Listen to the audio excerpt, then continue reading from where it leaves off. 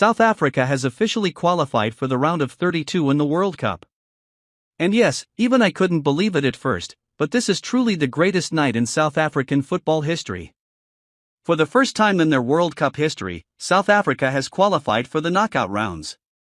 Right from the start of the match, South Korea held a lot of possession. They were controlling the game and even brought on Son Heung-min in the second half. However, South Africa turned this entire match into a defensive masterclass, stopping every attack, closing down spaces, and waiting for the perfect opportunity. Hugo Broos' team was executing that plan precisely. And exactly because of that discipline, history was made in the 63rd minute.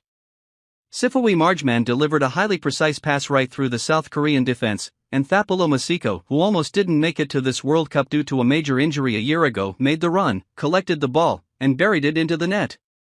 At that exact moment, the entire stadium erupted. South Africa went 1-0 up against South Korea, and from there, they just had to defend their lead. After that, South Korea threw everything they had at them, keeping possession, controlling the ball, and launching relentless attacks. They did everything they could, but the South African defense refused to budge. Every tackle, every defensive block, and every single clearance was bringing Bafana Bafana closer to their World Cup dream. And finally, it happened. The final whistle blew, and the scoreboard read, South Africa 1, South Korea 0. But for South African fans, the biggest victory wasn't just the scoreline. This was the night when all the past disappointments of 1998, 2002, and 2010, when they hosted the World Cup themselves, were finally washed away. For the first time in history, South Africa has reached the World Cup knockout stage. And the hero of this historic journey is Thapelo Maseko, the man who was almost counted out.